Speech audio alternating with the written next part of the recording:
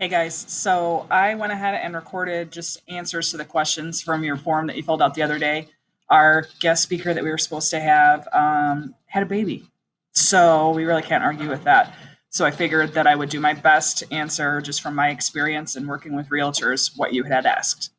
I also set a 5 minute time limit so that I don't talk your ear off like normal.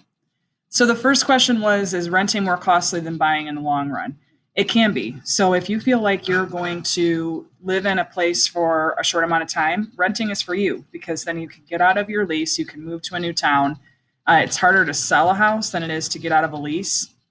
If you're going to stay in a city or a town for, I would say, 3 to 5 years, buying is going to be cheaper for you than renting because you're putting money into an investment and you should get a return on it.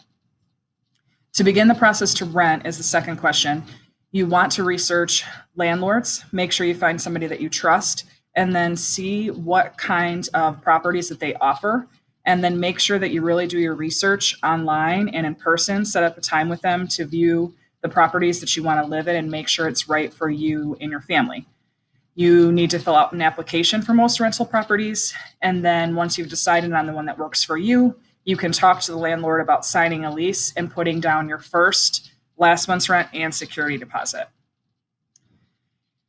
There is a certain amount of money you have to put down in order to claim an apartment. So just like I said, just that first month's rent, last month's rent, and security deposit. There will be a rental application fee as well. A lease we've talked about in class, and that's just the rental agreement that states exactly what your responsibilities are and then what the landlord is supposed to do for you. Cost of renting a home would be rent, utilities, and if you live somewhere that has a monthly HOA fee, normally for renting, that's not a thing, it's just worked into your rent. But there might be other fees just based on the geographical location you're at. If you rent with friends, most landlords will have you all on the same lease. So be really careful about who you rent with. If they don't pay their rent, you might be responsible for picking up the bill. You can ask landlords for separate leases, but they have the right by law to say no.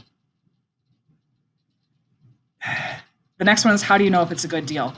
That is based on what you feel is a good deal. What I would recommend doing when you decide on a town or a place to start renting in, ask around, see what the average cost is for renting, and then kind of go from there.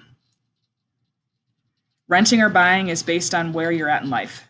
If you're on your own and you want to be mobile and you want to travel a lot, I would suggest renting. If you know you're putting down roots somewhere and you're going to stay there for a long time, I would buy a house over renting. Things that you should check before renting an apartment: see how old the windows are, see everything in an apartment or house that you feel like you're going to use a lot so that you're able to see, is it broken? Does it need repairs?